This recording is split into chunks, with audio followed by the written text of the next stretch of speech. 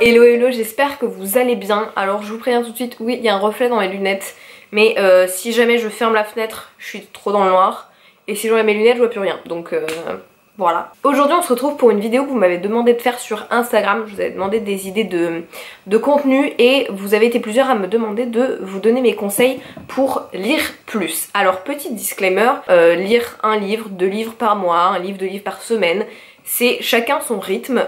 Personnellement je lis beaucoup parce que j'adore lire, c'est ma passion, donc j'investis tout mon temps libre dans la lecture, c'est ce qui fait que je lis beaucoup entre guillemets. Là c'est une vidéo, si vous souhaitez lire un peu plus je vous donne mes conseils, mais c'est absolument pas pour vous dire voilà vous lisez pas assez, il faut lire plus, si vous lisez pas plus de 3 livres par mois et que vous êtes sur Booksta, bah qu'est-ce que vous faites là? Non, je trouve que les gens sur Bookstagram, Booktube se mettent beaucoup trop la pression. La lecture c'est avant tout une passion, un passe-temps, vous lisez si vous avez envie, quand vous avez envie de lire. Donc du coup là moi je vous donne mes conseils pour si jamais vous... vous souhaitez essayer de trouver plus de temps dans votre journée pour lire parce que vous en avez envie et pas parce que vous trouvez que c'est ce qu'il faut faire en étant sur Booksta, voilà mes conseils. Du coup j'ai noté 15 petits conseils, libre à vous ou pas de les appliquer, encore une fois c'est à titre indicatif, moi c'est ce que je fais, vous n'êtes pas obligé de le faire. Déjà, première chose que je fais, comme je suis quelqu'un, alors pas du tout organisée dans mon environnement personnel, mais dans mes tâches je suis assez organisée et du coup j'aime bien inclure la lecture comme une tâche journalière, c'est-à-dire que je sais que dans ma journée, je veux avoir un moment qui est considéré comme propre à la lecture. Donc moi par exemple, ça va être tous les soirs, je sais que j'ai minimum 30 minutes et environ 30 minutes, 1 heure, voire 1h30, où je me pose et je lis. Et c'est en fait considéré comme dans mon emploi du temps, je le mets et je sais que du coup, je m'accorde ce temps-là dans la journée consacré à la lecture. Pour vous ça peut être le matin avant d'aller au travail, ça peut être pendant votre pause déjeuner. Moi je sais quand je suis au travail, pendant ma pause déjeuner, s'il me reste du temps, bah, j'en profite pour lire. Ça peut être comme moi le soir, c'est à vous de choisir la période qui vous convient le mieux. Mais c'est vrai que si vous êtes quelqu'un qui aimait bien avoir une vue d'ensemble sur votre journée et que vous voulez avoir un temps qui est consacré, je trouve ça bien, voilà, trouver une petite plage horaire où vraiment vous savez que ce moment-là, c'est votre moment lecture. Ensuite, je vous conseillerais d'utiliser la technologie à votre avantage. J'étais quelqu'un qui était pas trop livre audio pendant très longtemps et j'ai commencé à m'y mettre de plus en plus, notamment grâce à Scribd dont je vous avais parlé, que j'aime beaucoup, même si j'ai découvert qu'il y avait un petit souci quand vous écoutez trop de livres audio connus, plus de 3 par mois, après vous êtes bloqué jusqu'à la fin du mois sur les livres connus. Bref, c'est un petit bug qui m'a énervé, mais en tout cas, Scribd, Audible, Audiobooks, c'est des plateformes qui vous permettent d'écouter des livres en livre audio et du coup d'optimiser votre temps de lecture. Par exemple, moi au travail j'ai beaucoup de tâches créatives et de tâches aussi un petit peu parfois répétitives. Donc du coup quand je fais ça et que je sais que je peux avoir du son dans mes oreilles sans que ça me déconcentre particulièrement, et bah je me mets un petit livre audio et j'écoute ça. Du coup je peux en écouter entre 3 et 5 heures par jour et c'est vrai que ça me permet de lire beaucoup plus parce que je fais 2 choses en même temps. Et vous pouvez le faire en faisant le ménage, sous la douche si ça vous tente, en faisant, moi je fais beaucoup de dessins, de coloriage, de peinture, bah je me mets un livre audio. C'est un format qui peut être un petit peu compliqué au début parce que c'est une manière totalement différente d'appréhender la lecture, mais je trouve qu'avec l'habitude, ça s'apprécie de plus en plus et maintenant il y a même des livres que je préfère lire en livre audio parce que j'adore la narration et je trouve qu'il y a des livres qui se prêtent très bien à ce format. D'ailleurs il y a beaucoup de vidéos sur YouTube que vous pouvez retrouver qui vous recommandent spécifiquement certains audiobooks qui vous disent bon bah par exemple ce livre là c'est très intéressant de le lire en audiobook et c'est vrai que ça peut vous permettre d'avoir des livres qui vous sont conseillés. Et dans la même catégorie technologie, du coup il y a les e-books. Moi je les utilise aussi pas mal dans les transports. Pas besoin d'avoir une Kindle, il me semble. En fait si vous avez une tablette, même un portable ou un ordinateur, vous pouvez juste télécharger l'application Kindle. Donc pas besoin, ou Kobo, je sais pas si ça se passe pour Kobo mais pour Kindle je sais que ça marche. Et vous pouvez télécharger vos livres et moi c'est vrai que ça me permet, j'ai beaucoup de transport pour aller à l'université, environ 1h30 et du coup 1h30 aller, 1h30 retour pour aller à l'université, c'est le temps que je consacre aussi à la lecture dans ma journée. Je sais que j'ouvre ma Kindle sur mon iPad, sinon j'emmène la Kindle ou alors j'emmène un livre papier quand il est pas trop gros. Mais voilà, franchement aujourd'hui on a la possibilité de lire sous plein de formats et ça nous permet de pouvoir lire dans plein de situations. Donc je vous conseille d'essayer au maximum de mettre ça à profit. Du coup je vous ai dit lire dans les transports qui était mon tips numéro 3 mais qui du coup se mélange, mais c'est vrai que quand vous avez des petits temps de transport journaliers, mais même si c'est 10 minutes dans le bus, en soi en 10 minutes vous avez le temps de lire et c'est toujours 10 minutes qui sont pas passées sur le téléphone, à scroller sur TikTok, Instagram. Moi maintenant mon réflexe vraiment, dès que j'ai un minimum de temps de transport, entre 10, 20, 30 minutes, 1 heure, je sors mon livre et je lis. Et c'est tout bête, mais au final, faire ça toutes les semaines, tous les jours, bah, ça permet de lire beaucoup plus. Tips numéro 4, toujours avoir un livre à disposition. Si vous vous retrouvez d'un coup à avoir rien à faire, vous êtes dans la salle d'attente, vous êtes dans les transports, vous êtes en train de marcher, vous n'avez pas envie d'écouter de la musique, toujours avoir un livre à disposition, ça vous permet dès que vous avez envie de pouvoir lire quelque chose. Donc c'est pour ça que moi j'ai toujours une lecture en papier et une lecture en audio. Ce qui me permet quand je marche, que je suis dans les transports et que j'ai pas forcément mon livre papier, je peux mettre mon livre audio. Et voilà, ça permet, dès que vous en avez l'envie, d'avoir la possibilité de lire. Conseil numéro 5 qui va un peu de soi, mais je pense que c'est important de le répéter quand je vois comment certaines personnes se mettent beaucoup la pression. Mais ne pas se mettre la pression, en fait, si vous n'avez pas envie de lire, vous ne lisez pas. Je vois beaucoup les gens qui sont en panne de lecture et je me dis, en fait, c'est comme les séries. Moi, il y a des moments où j'ai pas envie de regarder des séries. Je regarde pas des séries et ça sert à rien de se forcer. Alors certes, vous allez pas lire pendant un petit moment, mais mieux vaut ça plutôt que se forcer quand vous n'avez pas envie de faire quelque chose. Dans d'autres domaines, je pense pas que vous vous forciez à le faire si vous n'avez pas besoin de le faire. Et là, c'est pareil, si vous n'avez pas besoin de finir ce livre pour une tâche en particulier, ne vous forcez pas. Pareil, aujourd'hui, maintenant, si j'aime pas un livre, si j'accroche pas, je ne me force pas à le finir parce que ça ne sert à rien. Si vous aimez pas, à part vous mettre dans un mauvais mood où vous avez plus rien envie de lire après, ça ne sert à rien. Vous n'aimez pas, vous arrêtez. Après ça dépend, si vous êtes quelqu'un qui n'aimait pas arrêter un livre, ne vous forcez pas non plus à vous arrêter, mais c'est vrai que je trouve qu'on a tendance à se forcer. Il y a tellement de livres sur la planète que si vous n'avez pas envie de lire un livre, bah vous lisez pas, vous arrêtez, voilà. Et moi j'ai tendance maintenant à beaucoup plus d'INF les livres.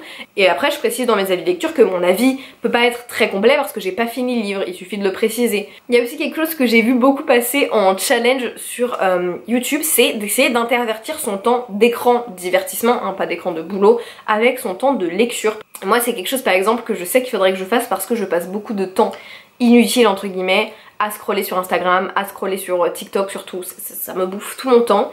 Et de temps en temps se dire ok, et ben on va voir combien j'ai fait d'écran TikTok, Instagram hier, et ben ce temps là je me l'accorde à la lecture aujourd'hui. Parce que c'est du temps du coup que vous aviez déjà accordé à du divertissement, donc vous pouvez l'intervertir et vous dire ok, bah cette fois-ci je fais lecture et quitte au jour d'après reprendre TikTok et ainsi de suite. Ça vous permet de vous dire je sais que j'ai ce temps où je ne fais rien d'important entre guillemets à ce moment de la journée et donc je sais que la prochaine fois je pourrais allouer ce temps du coup à la lecture. Alors ça c'est un tip qui va parler aux compétiteurs tout particulièrement, je suis très compétitrice et donc participer à des challenges lecture ça me permet de lire, mais là vous avez vu les mois de mai, juin et même juillet, j'ai lu plus de livres que j'ai jamais lu dans ma vie en un mois parce que je participais à des challenges lecture et donc du coup comme je refuse de perdre, et ben je me donne à fond, je me mets des objectifs et voilà. Donc si vous êtes compétiteur ou pas, parce que même les challenges, je trouve que ça motive d'être avec des gens, de pouvoir interagir, d'avoir des lectures communes, c'est quelque chose qui motive, donc même sans l'aspect compétiteur, les challenges de lecture, je trouve que ça motive à lire un petit peu plus. Ensuite, alors ça, je sais que c'est pas forcément possible selon les budgets,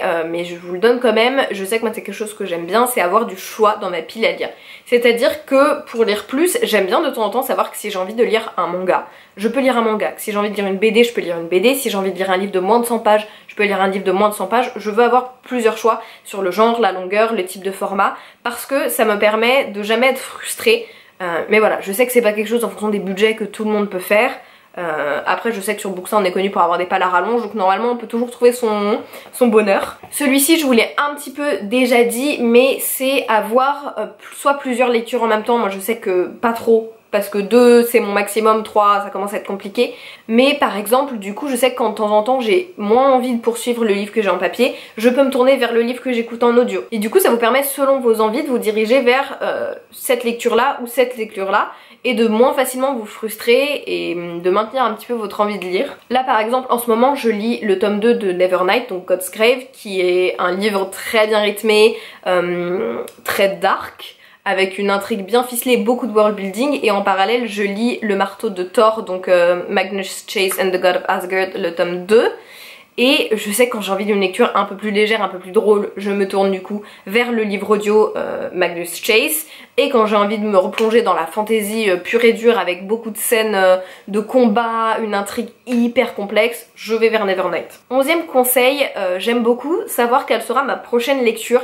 Comme ça je sais que souvent j'ai très envie d'entamer ma prochaine lecture, donc je me dis allez, tu laisses pas traîner ta lecture en cours, si je l'aime pas je l'abandonne, mais si je l'aime bien mais que juste j'ai un peu la flemme, je me dis j'ai envie de lire ma prochaine lecture, donc je me motive et ça m'aide à avoir un petit peu plus de motivation, à me relancer dans ma lecture et à me dire voilà, j'ai celui-ci qui m'attend, j'ai envie de le lire, donc je me motive et j'avance dans ma lecture en cours. Conseil numéro 12, rejoindre un book club. Alors déjà, petit moment pub, vous pouvez rejoindre notre book club avec Lauralie, qui est le book club A Court of Readers, qui est un book club qu'on a toute l'année. Mais là pendant l'été on a un challenge sur 2 mois, mais sinon on a un book club avec une lecture VO et une lecture VF par mois, des lectures communes, et c'est vrai que rejoindre des book clubs, le nôtre ou pas le nôtre, hein, ça vous avez libre à vous de rejoindre le book club qui vous tente, mais ça permet déjà d'avoir des lectures communes que vous n'êtes pas obligé de faire, mais ça permet d'avoir des nouvelles lectures auxquelles vous n'auriez pas forcément pensé, et surtout ça permet d'avoir des gens avec qui vous pouvez interagir pour vous remotiver. Je sais que dans notre book club ce qui est bien, c'est qu'on a créé des salons aussi pour les gens qui souhaitent se faire leur propre lecture commune, qui sont pas forcément dans le challenge, et ils ont leur propre salon pour pouvoir interagir, se remotiver quand ils sont un petit peu dans une panne de lecture, se donner des conseils livresques, et c'est vrai que ça booste un petit peu, ça peut booster quand on a un petit coup de mou, quand on a plus trop envie de lire, quand on a juste envie de discuter, je trouve que ça peut aider. Conseil numéro 13, celui-ci je le fais beaucoup moi-même toute seule,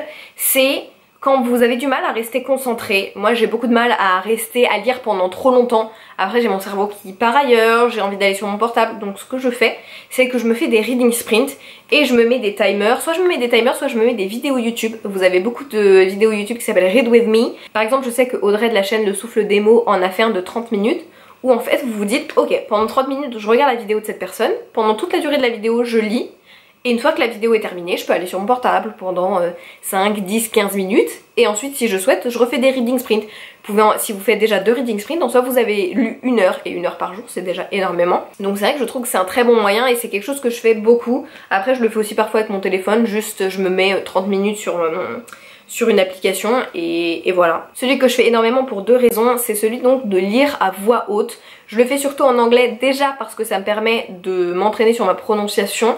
Et surtout parce que je trouve que ça aide à rentrer dans l'histoire. C'est un peu comme si vous faisiez votre propre livre audio, mais je trouve que déjà on comprend mieux le livre souvent quand on le lit à voix haute parce que on formule tout et donc quand on prononce, ceux qui ont une mémoire auditive et une mémoire parlée, moi je sais que je révisais beaucoup en répétant mes cours à voix haute et en les écoutant, et du coup j'ai tendance à mieux comprendre le livre et à beaucoup plus m'investir, à être encore plus à fond quand je le lis à voix haute. Et enfin, dernier conseil, si vous aimez fonctionner avec des objectifs, je vous conseillerais de vous mettre par jour un petit quota, que pour les gens qui aiment, le but c'est pas de vous frustrer comme je vous ai dit, mais de vous mettre un petit quota.